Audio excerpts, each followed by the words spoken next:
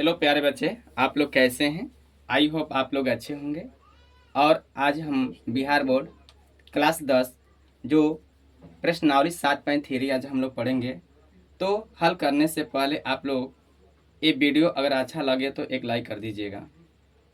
अगर चैनल पर नए हो तो चैनल को सब्सक्राइब करके बेल आइकन को प्रेस कर दीजिएगा, जिससे हर वीडियो आने वाले नोटिफिकेशन समय समय पर मिलती रहेगी। तो आइए हम वीडियो को शुरू करते हैं।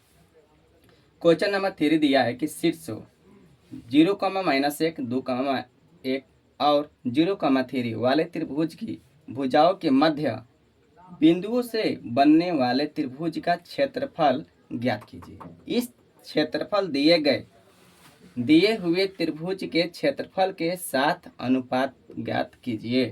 तो इसमें कहने का मतलब यह है कि पहले से एक त्रिभुज बना हुआ है, शीर्ष दिया हुआ, पहले हम त्रिभुज बनाते हैं।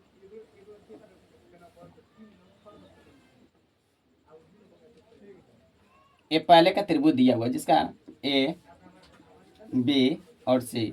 तो ए का निर्देशांक दिया क्या है 0, -1। बी का निर्देशांक दिया है 2, 1 और सी का निर्देशांक दिया है 0, 3। तो इस त्रिभुज से बोला कि त्रिभुज के मध्य बिंदु, तो मध्य बिंदु के मतलब होता है कि यहाँ पर इसका यहाँ पे होता है, एक यहाँ पर मध्य बिंदु होगा, एक यहाँ पर मध्य बिंदु। तो इस प्रकार से इसको हम मिला लेते हैं, एक त्रिभुज इसको हम बना देते हैं। इसको एक हो गया। तो ए बी सी, इसको मान ए बी सी हो गया, इसको डी मानेंगे, सॉरी इसको डी ई, इसको एफ मान लीजिए। तो जब बड़ा त्रिभुज का क्षेत्रफल निकालकर तब छोटे त्रिभुज का क्षेत्रफल निकालेंगे, इस प्रकार से इसका आंसर निकलेगा। ठीक है, तो हम पहले इसका हम मध्य बिंदु निकालते हैं कि डी के मध्य बिंदु का क्या दूरी आएगा, इसका क्या दूरी आएगा और इसका क्या दूरी आएगा। पहले दूरी निकाल लिया जाएगा। तो हल करते हैं। लिखेंगे सबसे पहले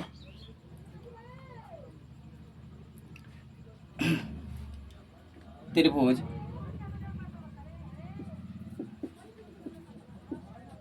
त्रिभुज ए बी, त्रिभुज ए बी सी के मध्य बिंदु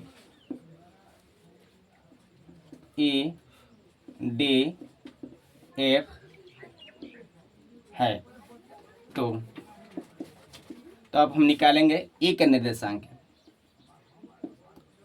ई बिंदु का निर्देशांक, ई बिंदु का निर्देशांक ज्ञात करने के लिए ई निकालेंगे तो इस पर उस पाएंगे। ठीक है, तो निकालते हैं सबसे पहले कैसे। x1 प्लस x2 बटे में 2, y1 प्लस y2 बटे में 2, इस पर निकालेंगे। तो x1 क्या हुआ मेरा 0, प्लस x2 क्या है 2, अब बटे में 2। y1 क्या है, y1 माइनस 1 है, अब प्लस y2 क्या है 1 बटे में 2। तो इसको निकालेंगे, 0 2 क्या होगा 2 बटे में 2 होता है, कॉमा माइनस प्लस 1 यानी कि 0 घटेगा तो 0 बचेगा 2, 1 कट जाएगा 0 बार में, 1 कटेगा 1 बार में। तो अब हम लिखेंगे 1, 0 यानी कि ई का निर्देशांक हुआ है, ई का निर्देशांक बिंदु। तो ई का निर्देशांक बिंदु लिखेंगे 1, 0। इसी प्रकार से एफ निकालेंगे, एफ का निर्देशांक बिंदु। तो इसी प्रकार से हम निकालेंगे मध्य बिंदु के सूत्र से, x1 प्लस x2 बटे में 2, y1 प्लस y2 बटे में 2। तो एफ पर चले तो इससे और इसे चलेंगे, तो लिखेंगे इसमें x1 ए होगा, x2 ए होगा, तो 2 प्लस 0 बटे में 2, y1 1 होता है, y2 3 होता है। 1 प्लस 3 बटे में 2 होता है। तो 2 जीरो कितना होगा 2 बटे में 2, 3 है कितना होता है 4 बटे में 2, तो 2 दूनी के 4 हो जाएगा, 2 इकाई 2, यानी कि 1,2। एक बिंदु का निर्देशांक आ जाएगा 1,2। अब हम निकालते हैं डी बिंदु का निर्देशांक। डी बिंदु का निर्देशांक, तो इस पर भी निकालेंगे x1 प्लस x2 बटे में 2, y1 प्लस y2 बटे में 2। तो इसमें चलेंगे x1 देखेंगे, तो x1 इसको लेंगे और x2 इसको लेंगे, तो 0 प्लस 0, 0 प्लस 0 बटे में 2, y1 और y2, तो y1 का मान -1 है प्लस y2 इतना है, तो -1 प्लस 3 बटे में 2, तो 0 बटे में आपका 2 हो जाएगा, 3 में से 1 घटेगा तो 2 बटे में 1 कट जाएगा, एक बार में 1 कट जाएगा 0। तो लिखेंगे इसको,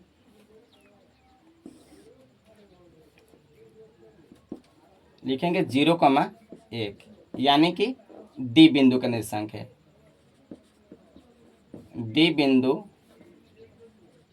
का निर्देशांक यानी कि 0,1 है, तो 0, यहाँ पर लिखेंगे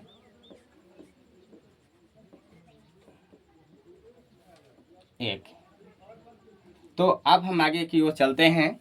अब निकालेंगे त्रिभुज ABC का क्षेत्रफल निकालेंगे। अब हम निकालते हैं त्रिभुज ABC का क्षेत्रफल। लिखेंगे त्रिभुज ABC का क्षेत्रफल, तो इसका सूत्र जो होता है 1/2 बड़ा कोष्ठ x1 into y2 minus y3 plus x2 into y3 minus y1 plus x3 into y1 minus y2 होता है बड़ा कोष्ठ। तो अब हम लिखते हैं त्रिभुज ABC में चलते हैं। यहाँ पर A है, यहाँ पर B है और यहाँ पर C है। तो सबसे पहले लिखेंगे 1/2 इंटू x1 कह रहा है कि तो 0 रखेंगे, y2 1 होगा माइनस y3 बोल रहा है 3 होगा प्लस x2 बोल रहा है तो x2 में हमको 2 रखना है, x3 बोल रहा है y3 तो y3 में आपका 3 होगा, y1 बोल रहे हैं तो -1 होगा प्लस x3 में 0, y1 -1 माइनस y2 बोल रहा है तो -1 होगा, यानी खुद ही 1 दिया है, कोई बंद है। 1/2 0, 3 में से 1 घटता है तो -2 प्लस 2, माइनस माइनस प्लस होता है तो 3 1 कितना होगा 4, क्वेश्चन में रखिए इसको, प्लस 0, माइनस माइनस प्लस होता है तो इसको रखेंगे -2, तो 1/2 जब हम गुना करते हैं 0 में से, 0 में अगर -2 से गुना करते हैं तो आपका होगा 0 प्लस 4 दूना का आपका हो जाएगा 8, -2 में अगर 0 से गुना करते हैं तो आपका 0 होगा। तो अब हम लिखेंगे 1/2 और 0 0 का कोई वैल्यू नहीं होता, खत्म हो जाएगा और बचेगा सिर्फ ओनली आपको 8, तो 2 चौके 8, तो इसका आपका हो गया 4। लिखेंगे ABC का क्षेत्रफल हमारा कितना आया 4 ना।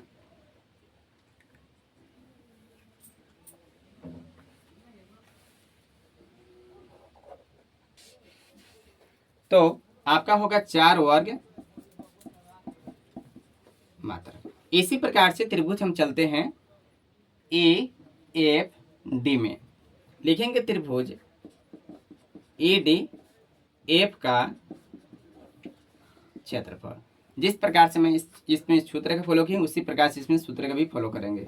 1/2 into x1 into y2 minus y3 plus x2 into y3 minus y1 plus x3 into y1 minus y2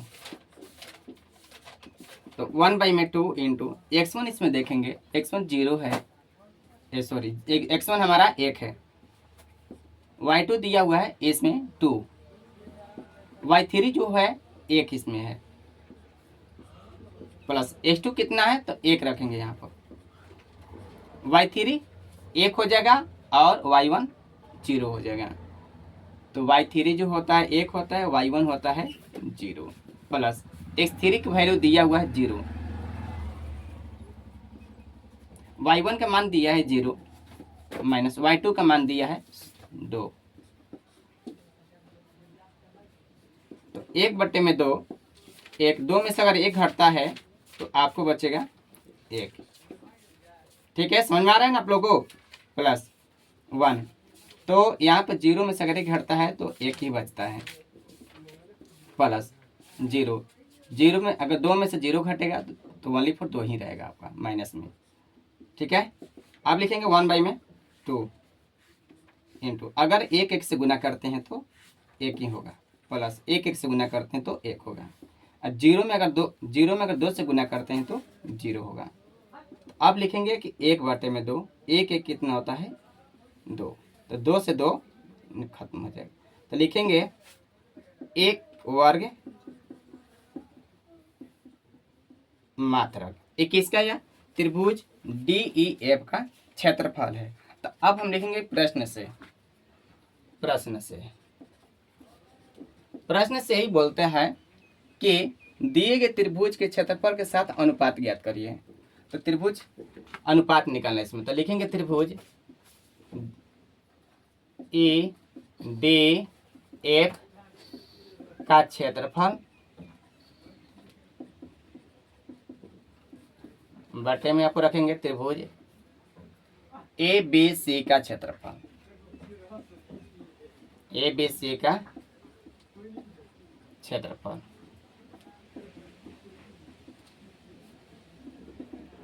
तो त्रिभुज DEF का क्षेत्रफल दिया है 1 वर्ग मात्रक, तो यहाँ पर लिखेंगे 1 बटे में त्रिभुज ABC का क्षेत्रफल दिया है 4 वर्ग मात्रक, तो यहाँ पर लिखेंगे 4। तो इसको हम अनुपात में कन्वर्ट करेंगे, यानी लिखेंगे 1/4 वर्ग मात्रक।